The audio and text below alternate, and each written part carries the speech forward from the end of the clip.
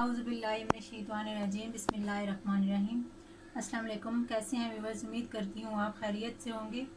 तो आज जो रेसिपी मैं आपके साथ शेयर करने जा रही हूँ वो है चिकन कोरमा की रेसिपी। नहायत ही आसान और घर में जो हमारी चीज़ें मौजूद होती हैं उनसे आज हम चिकन कोरमा बनाएंगे। तो इसके लिए जिन चीज़ों की ज़रूरत है, सबसे पहले मैंने हाफ़ किलो चिकन लिया है। इसको मैंने अच्छे से धो के नमक लगा के इसको मैंने धो लिया है। उसके बाद इसमें खुश्क मसाले जाएंगे। 1 टीस्पून मेरे पास नमक है, 1 टीस्पून सुरख मिर्च, 1 टीस्पून हल्दी, 1 टीस्पून सूखा धनिया और हाफ़ टीस्पून गरम मसाला शामिल करेंगे। और ये थोड़ा सा खुश्क धनिया, अगर आपके पास फ्रेश धनिया है तो आप वो भी शामिल कर सकते हैं। 2 अदद आलू लिए हैं, उनको मैंने छील के अच्छे से धो लिया है। 1 अदद टमाटर जिसका मैंने छिलका उतार लिया है और इसको हम काट लेंगे। 2 अदद हरी मिर्ची हम इनको काट लेंगे और 2 अदद प्याज जिनको मैंने धो के छील लिया है और काट लिया है। और ये थोड़ी सी दही जो है वो शामिल करेंगे। और ये देचकी में मैंने पहले से घी, ये 2 चमचे जो है वो मैंने घी की शामिल कर लिए हैं। अब हम इसको चूल्हे पे चढ़ाएंगे। अब हम घी को गरम करेंगे और सबसे पहले हम गोश्त को फ्राई करेंगे। इसमें घी हमारा गरम हो ले, उसके बाद हम इसमें गोश्त शामिल करेंगे और इसको फ्राई अच्छे से कर लेंगे।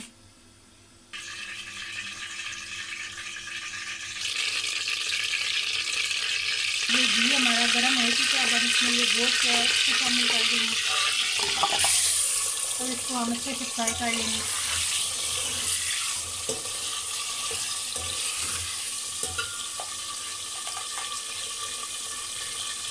बिल्कुल थोड़ा सा हाफ़ टी स्पून के करीब इसमें नमक शामिल कर देंगे।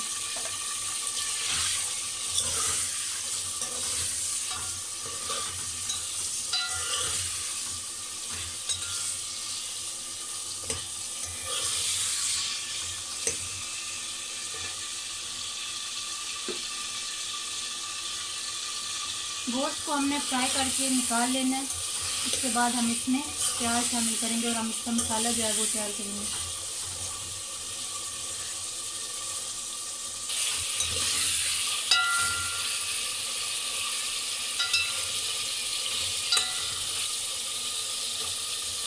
जब तक हमारा गोश्त फ्राई हो तब तक हम टमाटरों को काट लेंगे।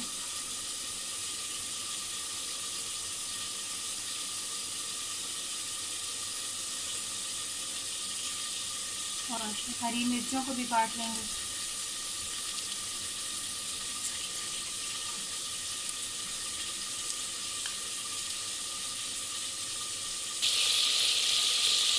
हमने गोश्त को कम से कम 7 मिनट तक फ्राई करते रहना है ताकि ये अच्छे से अंदर तक पक जाए और इसकी स्मेल जो है वो ख़त्म हो जाए।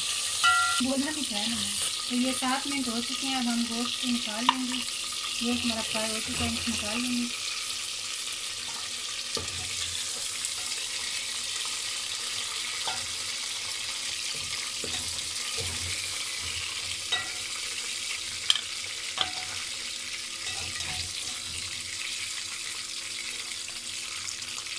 ये गोश्त हमने निकाल लिया सारा।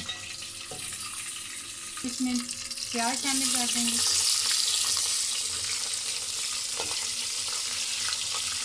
और हम इन्हें गोल्डन ब्राउन होने तक पकाएंगे।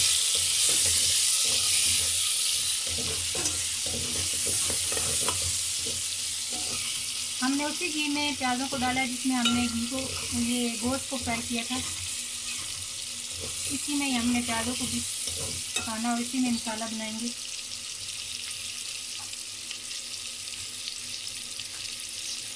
अदरक का मैं बताना भूल गई थी, तो अदरक को अब मैं पीस लूँगी।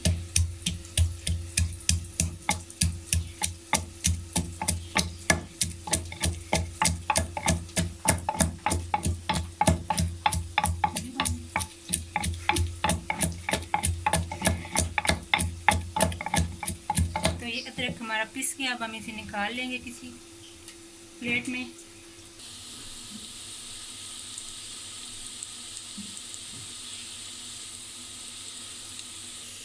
अब हम इसमें अदरक शामिल करके इसे भून लेंगे।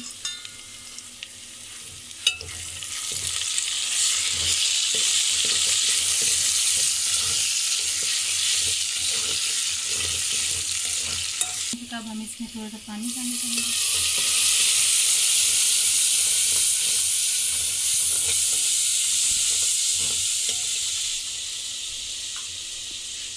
टमाटर और हरी मिर्ची शामिल कर देंगे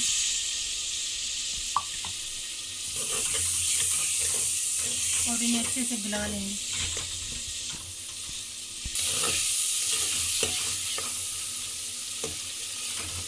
हम इसमें ये मसाले शामिल कर देंगे। गरम मसाला हमने निकाल लिया, वो आखिर में शामिल करेंगे। अच्छे से भून लेंगे।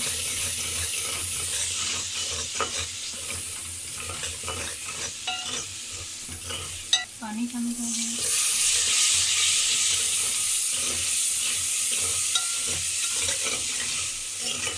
पानी शामिल करेंगे, मिला लेंगे तो प्याज अच्छे से गल जाए।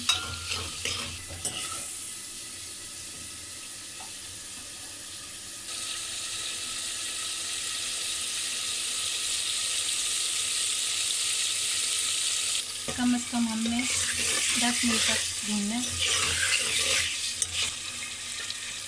आलू डालने के बाद हमने 10 मिनट तक इन्हें भूनना है।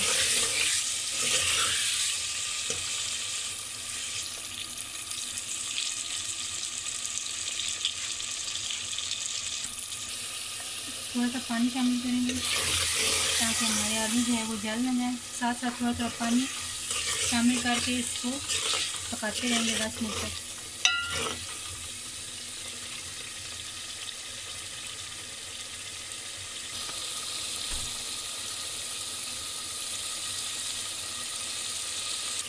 दस मिनट हो चुके हैं। अब हम इसमें दही, थोड़ा सा दही जो है वो शामिल करेंगे, 4 टेबल स्पून के करीब। इसको हिला लेंगे और अच्छे से भून लेंगे। कम से कम 10 मिनट और भूनेंगे ताकि दही का पानी जो है खुश्क हो जाए।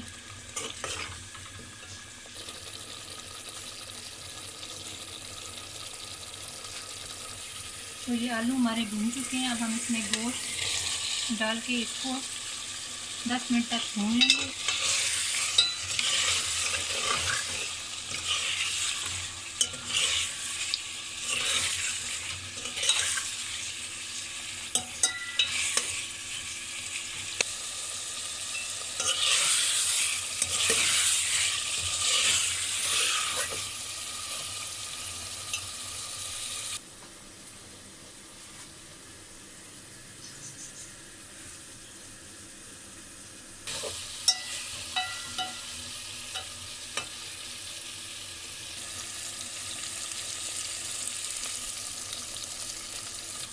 अब इसमें ये गोश्त हमारा भून चुका है। अब हम इसमें पानी शामिल कर देंगे।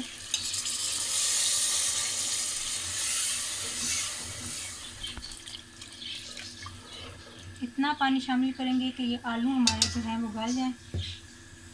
अब इसमें ये धनिया जो है ये शामिल कर देंगे और ये जो हमने गरम मसाला लिया था ये शामिल कर देंगे। इसको हिला लेंगे और इसे हम कवर करके रख देंगे तब तक जब तक हमारे आलू जो हैं गल जाएं। चूल्हा हमने आहिस्ता कर देना है और हल्की आंच पे हमने आलू को गलने देना है।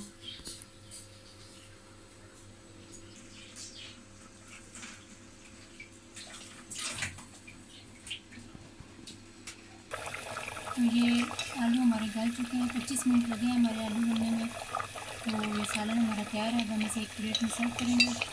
मेरे ख्याल में पानी थोड़ा ज़्यादा है, इसे हम थोड़ा खुश्क कर लेते हैं। उसके बाद हम इसे सर्व करेंगे। खुश्क हो जाए, आप अपने हिसाब से कम या ज़्यादा रख सकते हैं।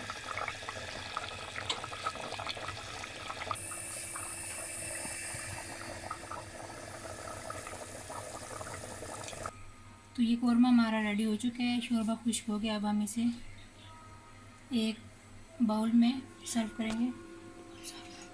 खैर